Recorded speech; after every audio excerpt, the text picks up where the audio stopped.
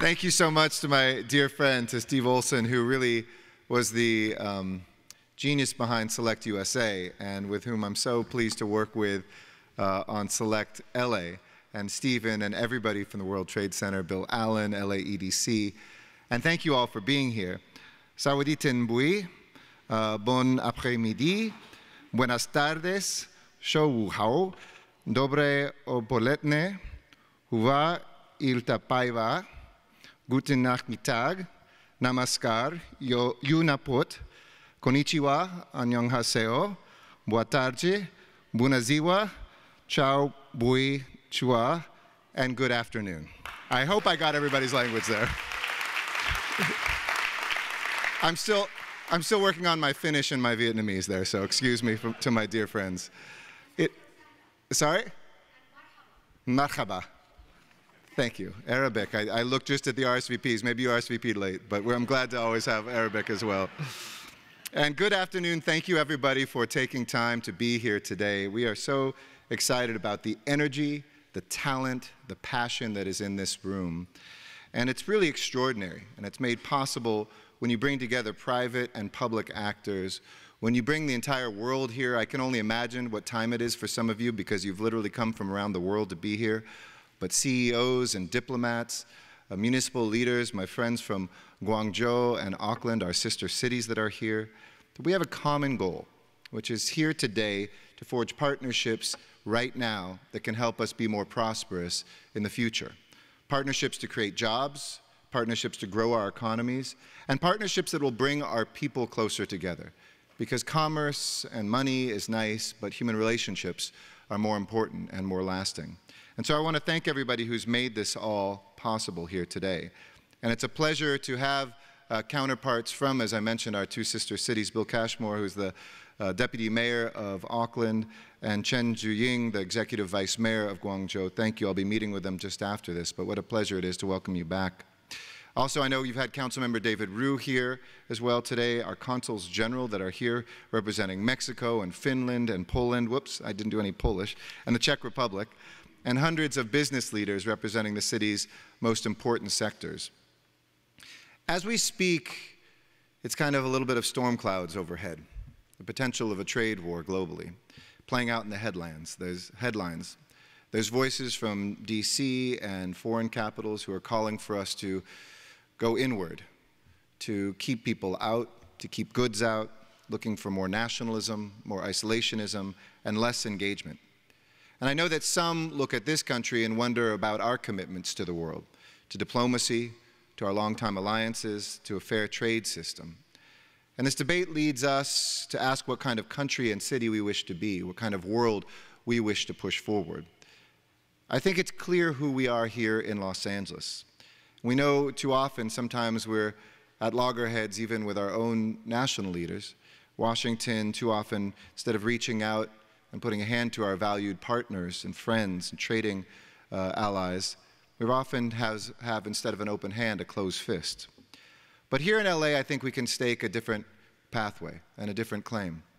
We won the Olympics, yes, for a third time, but I'm sure our British and French consuls general will say London's had it 3 times now and Paris will just before us, but we're one of 3 cities that will enjoy the Olympics for a 3rd time and a Paralympics for the 1st time. We won that and will welcome the world because we offered a vision of the world today, and I believe of this nation tomorrow. A place and a city where everyone belongs. A place that we believe you aren't defined by the language that your parents speak or the place of your birth or how you worship God or whom you love. You are defined by what you want to do and what your dreams are. We know in this city what a great contribution our connections with the world has made. I wouldn't be here if this city wasn't connected to the world. And a grandfather who was a refugee from war in Mexico came with his mother when he was 1 year old. When my mother's grandparents came here fleeing oppression in the Russian Empire over a century ago, if this hadn't been a place where they belonged, I wouldn't be here today as your mayor. On our main streets, where 61% of our businesses are opened by immigrants, we understand the contributions directly in our city of those connections with the world. But we also know that this isn't just unique to Los Angeles, that our connections to one another that we can't afford to have an analog 20th century look at a digital 21st century moment. And we shouldn't fear these realities. I know that there is a lot of anxiety in this world today and a lot of excitement together. I call it anxitement. It's kind of that feeling that good things are coming, but the nervousness of what they might bring. The breakthroughs in medicine, but will all of our people be able to afford them? A quicker communication, but do we understand each other or talk to people who have different opinions from us? We shouldn't be putting up barriers, I believe. Whether it's walls or tariffs, we should be engaging with each other, with faster, quicker, and deeper connections. We can't turn our backs to opportunity. We should be seizing them. And that's what we're striving for in Los Angeles. That is the Angelino, and I believe the American way. Because we know that disengaging from one another never historically leads to good things. It leads to wars, military wars, leads to trade wars and economic depressions. It's not a way to prosper, and we can agree to disagree. We should sit down and work out and make sure, yes, that trade is fair, that the rules are abided by everyone. But we need to just as urgently make sure that we connect with each other. In a city as international as Los Angeles, just 1% of our businesses export to the world. So we're looking to double that through work that we're doing, conscious work to say, you know somebody, you might even come from another country yourself. Let's see what we can do to open up those business opportunities for you as a small, medium, or large business here. And we know that progress never takes place in a vacuum. It has to happen together. Yes, people see an economy in this country, sometimes around the world, that too often works for the few and not for the many.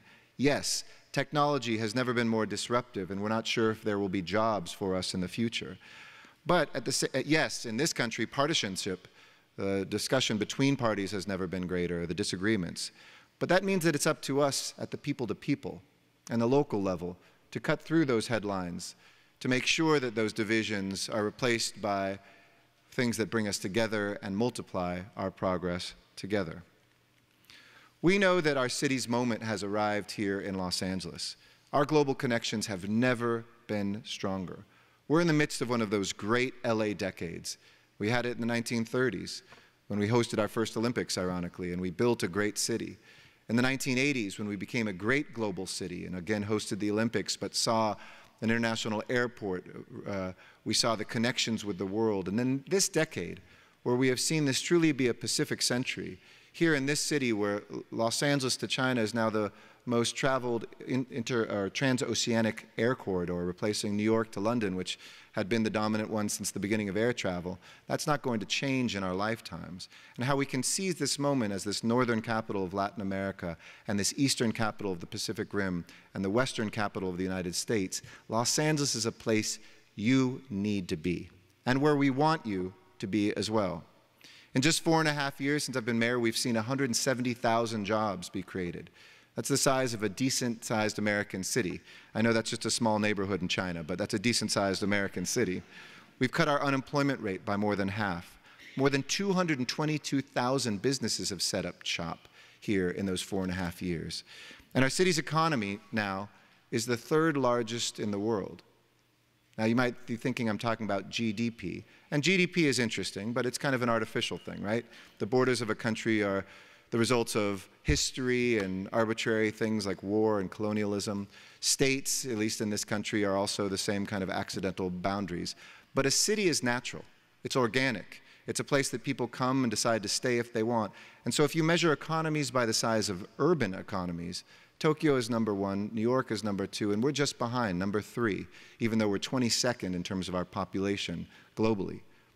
We have the highest GDP per worker growth of any major city in the world over the last 15 years, a nearly 50% higher increase in worker productivity than New York City, London, and Paris.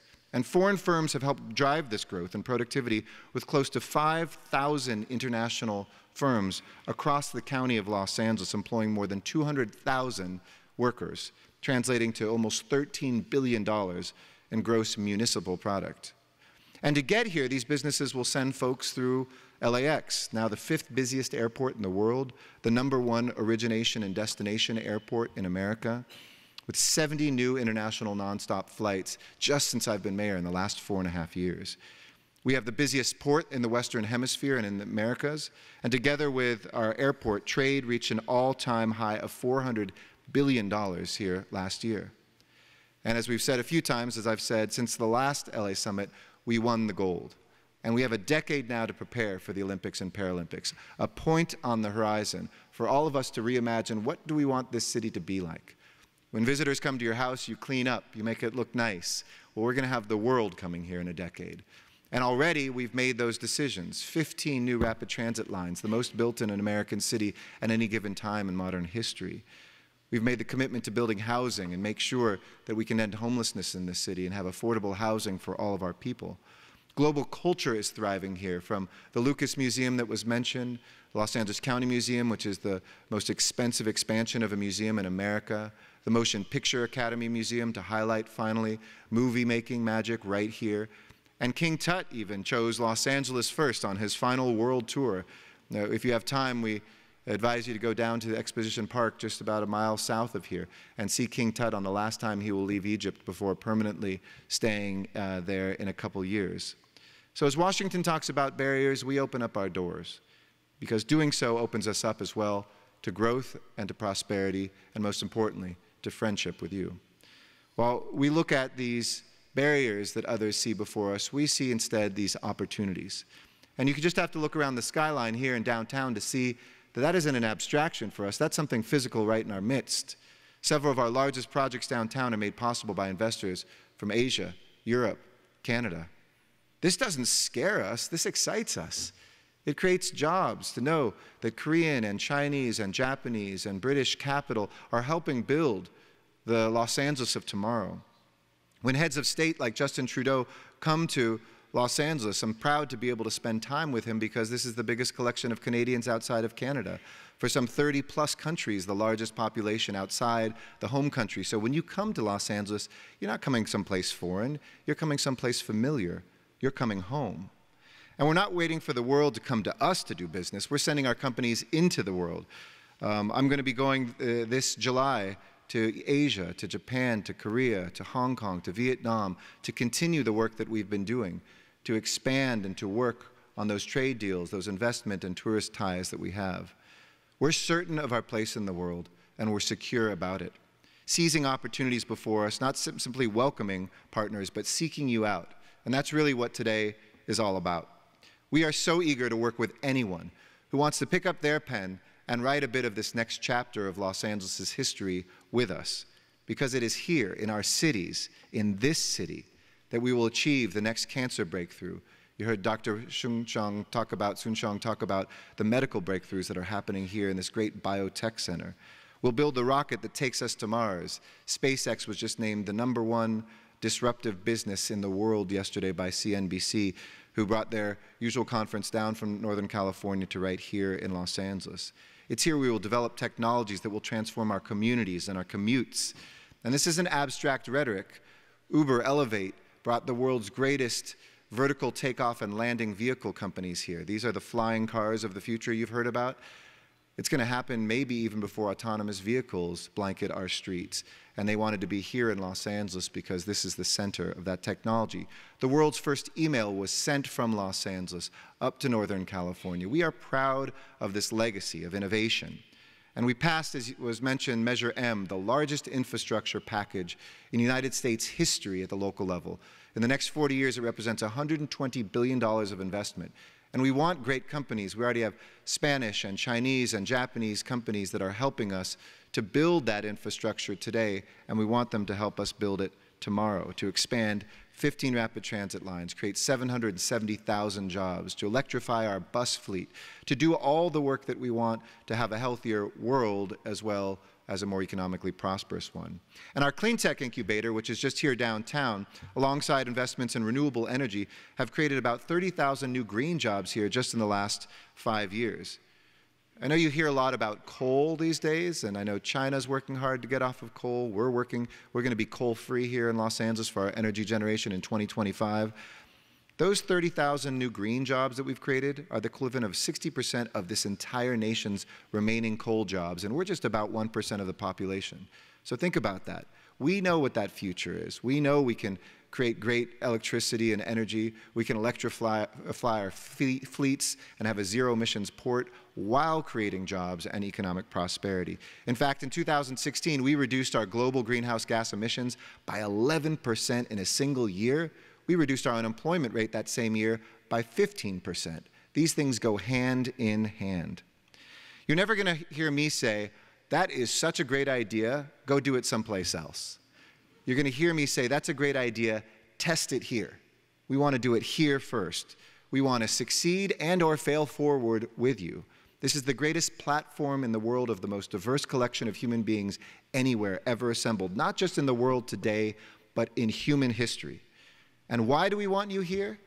This is not about money. This is about your brilliance, of how you can push us forward and lift us up. And we know that we can contribute that back to the world, that something that's successful here, like the innovation we're doing at the Port of LA with GE Capital to make a more predictable algorithm to know when cargo is coming in and how to move it more quickly, we're already looking at licensing that and sharing that with Mumbai, with ports in Asia and in Europe, because we know when we innovate here, we don't want to cling on to that knowledge. We want to share it with the world. Companies like the Boring Company or Hyperloop, if we make those breakthroughs in technology, we want to see them in places like Dubai. We want to see them in places all around the world as well. And that's why we are launching a foreign direct investment pilot, which will create even more high-quality jobs right here in Los Angeles. And with the support of World Trade Center LA, we're going to highlight the outsized impact that foreign direct investment enterprises have on our city. I think it's really important Americans hear that, because we know how many jobs American companies create around the world, but we want to highlight what foreign companies do to create that prosperity here, from the jobs you create to the economic impact that they produce. And we're going to launch a toolkit that helps businesses and other potential investors look at the city's assets and our key sectors that are primed right now for foreign investment. And the newly created Mayor's Office of International Affairs, led by Ambassador Hachigian, Felipe Kuznir, who's our Director of International Trade, will be right there to direct that work forward, to help attract investors, to host global leaders, to remind the world that Los Angeles is open for business. We spend, I know in this room, a lot of time on the bottom line, the dollars and cents or whatever your currency is that we neatly divide into an equation that we think demonstrates progress. But for us, and I think for all of us as human beings, it's never just about the bottom line. It's about what we build and what we create from the bottom up in our time on this earth. We know here in Los Angeles, our city will only succeed when we harness everybody's talents and everybody's potential, when we leave nobody in this city or on this earth behind. And when we do that here, we know that that helps you over there, wherever there is for each one of you. A strong Los Angeles, we believe, contributes to a stronger world. When our assembly lines are at capacity, when our tech firms develop a new, more efficient microchip, when our biotech firms identify a life-changing treatment, that doesn't just help us, it helps everyone everywhere. And we do live in this exciting global economy, and progress does not know borders. So my message to you here today in conclusion is simple. You belong here. We want you here. And so let's work together right here. And I encourage you all to select LA. Thank you all so much.